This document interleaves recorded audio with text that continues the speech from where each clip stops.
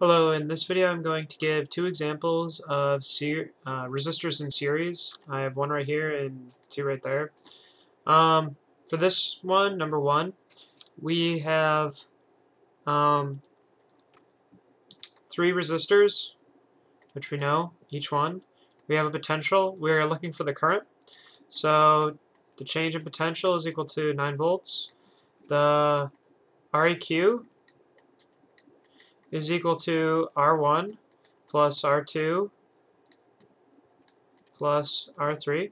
If you don't understand that, it's a previous video, but basically when you have them in series, you can just add them all together, which is equal to 3 plus 1 plus 3 ohms, which is equal to 7 ohms. We're looking for I, and if we follow Ohm's law, the V is equal to IR, so we know the voltage, so voltage divided by the resistance, EQ, is the equivalent resistance, the maximum resistance, the total resistance, whatever you want to call it, is equal to I. So we have 9 volts divided by 7 ohms, which gives us the units of volts per volts over ohms, which is the equivalent to amps. So we have 9/7 amps. That's our answer. I'll leave it in the most exact form right there. For the second example, we have I is equal to 0.1 amps. We have two batteries right here, which we can just add together. So we have a total potential across the entire system of 3 volts. We have R1 and R3, but not R2. So our equivalent, or the equivalent of all the resistance, is 3 ohms plus R2, because R2 is unknown, plus 1 ohm. Change of potential is equal to 3 volts. And the I, we know, is right up here, and that is equal to 0.1 amps. So V is equal to IR, because we're assuming everything follows Ohm's law. That's what you usually assume in a standard class, unless told otherwise or suggested otherwise.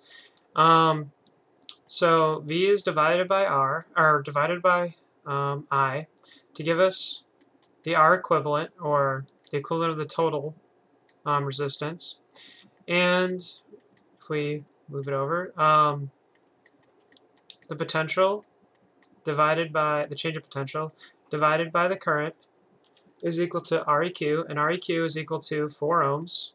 3 plus 1 is equal to 4. Plus R2. I'm going to bring that up here. So our change of potential is 3 volts, 1.5 across each battery, divided by 0.1 amps. Then you minus that 4 ohms, because we have that 4 ohms over here. Minus 4 ohms. This right here, the amps, volts per amp is equal to ohms. And that will give us the second resistor, which is the unknown. So we'll have 30 minus 4 ohms, which is R2, which is equal to 26 ohms. Now to check that, we just can add up all the different resistors. So we have 26 plus 3 plus 1 ohms, which will give us 30 ohms of resistance, of equivalent resistance. We multiply that by I, which is equal to 0.1 amps. And that'll give us 3 volts, which is the change of potential. Whoops, that's not the right. So the answer will be right up here.